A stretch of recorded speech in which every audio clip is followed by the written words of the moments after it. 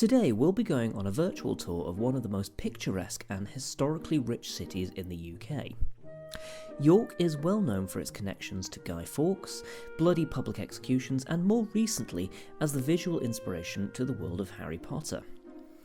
It should come as no surprise, therefore, that such a city has a plethora of public houses with which to take some time between exploring the city's connections to chocolate and braving one of the many after-dark ghost tours. Today we'll be focusing on 5 thriving York pubs that each have something to tell us of the history of the city, as well as being representative of modern life in the ancient city. Before we kick off, I'd be grateful if you'd give the video a like, as it helps push the work I've put into making the video. And if you enjoy what I have to say, then consider subscribing to the channel. With that out of the way, let's get started. Our first stop is to the Golden Fleece, dating back to the early 16th century, and is reported to be one of York's most haunted pubs. Indeed, the tourist trap literature emblazoned on the signage outside enumerates no less than 5 otherworldly spectres you might expect to bereft you of breath while supping your pint of best. These include Lady Alice Peckett, the wife of John Peckett, who owned the premises in addition to being Lord Mayor of York around 1702, go him, and is said to be found roaming the endless corridors and staircases. Jeff Monroe, found exclusively haunting the 3rd floor for some reason. One-Eyed Jack, mainly sighted in the public bar of the ground floor, and is said to be wearing a red coat. Another ghost, simply titled Grumpy Old Man, is said to be haunting the bottom bar, though whether this is in fact a ghost or simply an anemic elderly patron is anyone's guess. And the last ghost on the list is Small Child. Because no haunted pub is complete without a creepy little crotch goblin, this one is said to hang around the front door of the pub. Whilst the large golden sheep hanging above the entrance is the most striking animal on show, cast your gaze up a floor and you'll spot the much more modest statue of a white cat appearing out of the walls. There are tales, of 2 unfortunate black cats haunting the Old Star Inn who were bricked up in a chimney to rid the pub of an infestation of rodents. However, the one appearing out the walls of the Fleece are in fact linked with Sir Stephen Atchinson, who in the 1920s decided to place the figures of 2 cats on a building he owned on Lower Ousegate. The idea caught on, and other architects added feline flourishes to their buildings. Today, there is even a York cat trail where 22 moggy statues are hidden on various buildings in the city. An amusing snippet from a newspaper titled The Clitheroe Advertiser and Times, dated Friday the 13th of January 1950, gives a little insight into the lax attitude of the then proprietors had towards licensing. However, not alcohol licensing. The insert reads, "Man and wife fined for using an unlicensed motor car. Olive Rind, 42, of the Golden Fleece Hotel, Pavement, York, was fined 2 guineas at Clitheroe County Magistrates Court on Monday. For aiding and abetting the offence, her husband, Jack Rind, 44, was also fined 2 guineas. P.C. Campbell told the court he was on duty in Clitheroe Road, Pendleton, on Sunday, October 23rd, when he saw a car being driven in the direction of Clitheroe. The road fund licence had expired on September 30th. When he pointed the offence out to Mrs. Rind, she replied, 'This is my husband's car, he deals with that.' In a letter to the court, Mr. Rind said he bought the car the previous month and assumed the licence would run until the end of the year. It was his normal practice to license the car annually and not each quarter. It was a pure oversight and he has been driving for 20 years without an offence." The pub is currently in the hands of the pub company Stonegate, who, judging by the insultingly generic website they have for the Fleece, could not care less if they tried for the pub's 500-year history.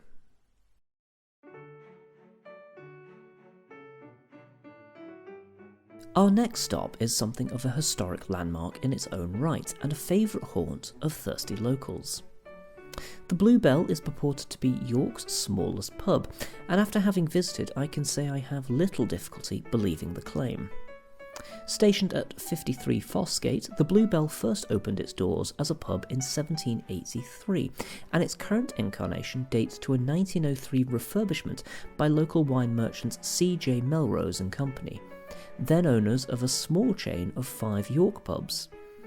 And it consists of a public bar at the front, a smoke room at the rear, and a side corridor modestly widened into an early version of a northern drinking lobby. Its authentic Edwardian fittings include engraved and frosted glass in the doors and windows, glazed screens with sashed service hatches at the back room and corridor, and varnished matchboarding up to the walls and ceilings. The unusual little tip-up seat in the corridor lobby might be part of the 1903 works too. The Bluebell's preservation in such an unaltered state has had much to do with its tenancy remaining in the same family throughout most of the 20th century.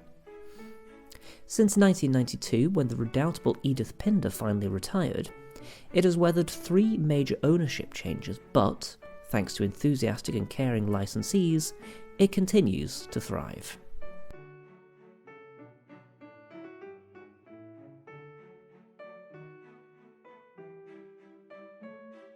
The 3-legged mare, or the Wonky Donkey as it is known by locals, has all the makings of another generations-old boozer.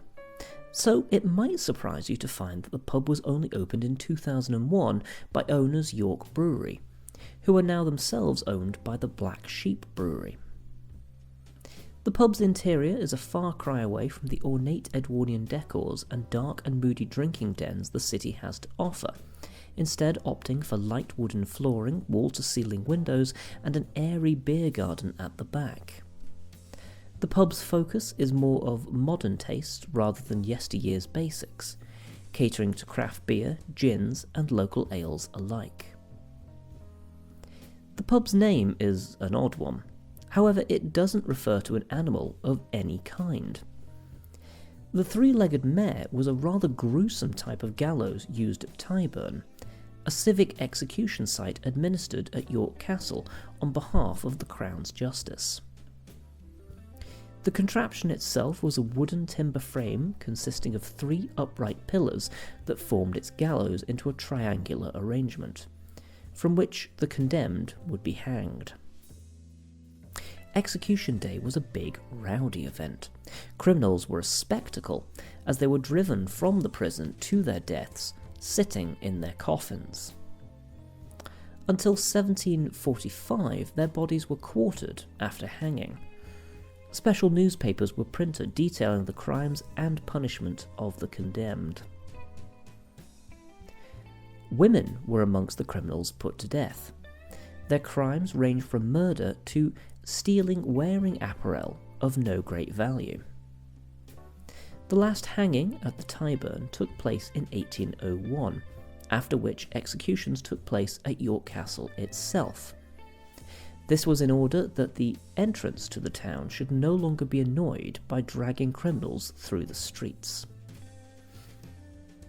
In spite of that sentiment, hangings took place in public until an Act of Parliament in 1868.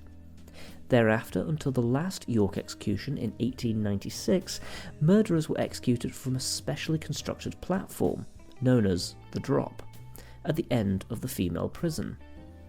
The doors leading onto the Drop can still be seen at the end of the building.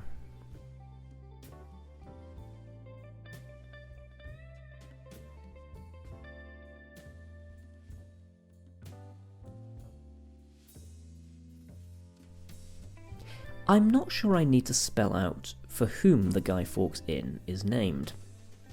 The building in its current guise is a pub with 13 rooms attached. The Georgian-fronted inn displays a blue plaque stating that Guy Fawkes, the notorious conspirator of the 1605 Gunpowder Plot, was born there in 1570, though his birthplace may have been in nearby Stonegate, as another blue plaque claims.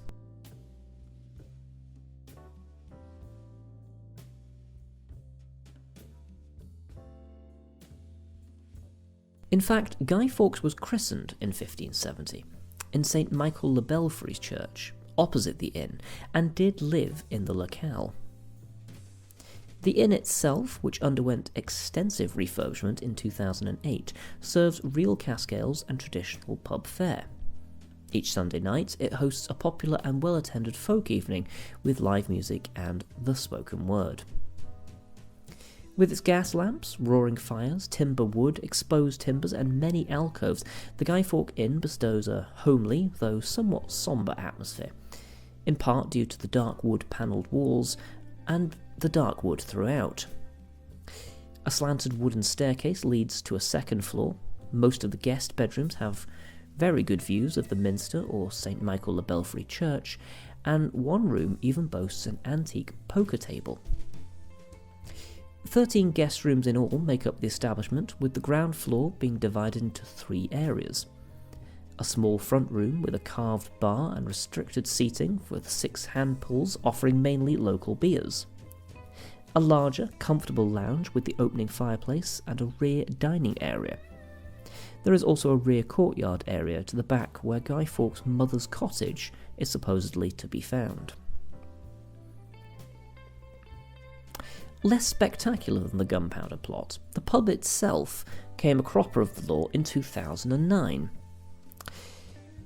The pub shut at around 9:30 p.m. on Friday the 14th of August 2009 after a random spot check by officers from North Yorkshire Police and the City of York Council.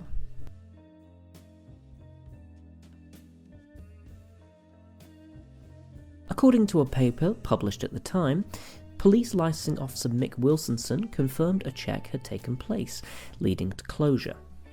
He said, "We had done a number of visits around the city and we had come across the Guy Fawkes Inn, which has had to voluntarily close." PC Wilkinson said that although the pub had a licence to sell alcohol, none of the staff had been authorised to do so by the designated premises supervisor. PC Wilkinson described it as a technical breach of the Licensing Act 2003. He said if the pub had not closed voluntarily, then the owners could have been prosecuted and had their licence reviewed, potentially putting it in jeopardy. In total, PC Wilkinson, council licensing officers and fire officers called on around a dozen pubs in York on Friday night, but found no other breaches.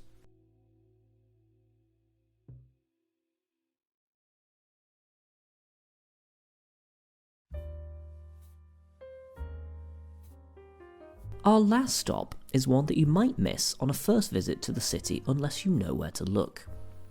The Phoenix Inn on George Street is a relatively quiet and unassuming pub just within the city walls. Whilst other pubs on this list trade off of a famous name, their location, or simply the fact that they are hundreds of years old, the Phoenix disregards the easy route and instead opts for something akin to hard work to earn your admiration.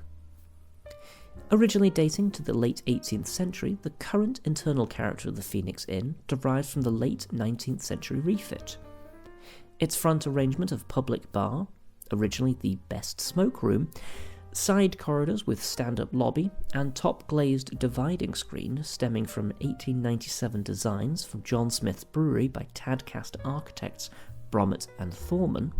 Adjacent to the Fishergate bar, the Phoenix Inn is the last surviving pub inside the city walls, which served the old cattle market, held within Fishergate Bar until 1827. It may have taken its present name from the Phoenix Iron Foundry, which was situated behind Fishergate Postern.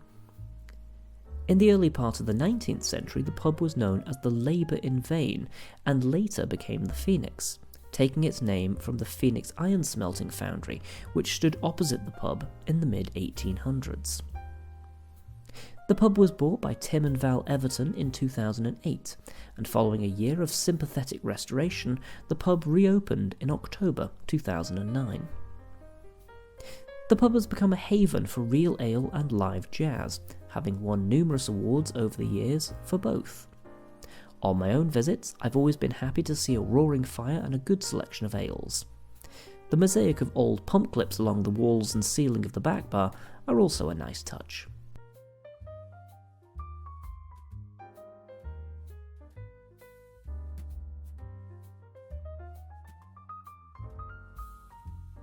And that's us wrapped for this virtual pub tour. Have you visited any of the pubs on this list? Are there other public houses you feel deserve some attention? Let me know in the comments below. Thank you very much for watching, and do join me next time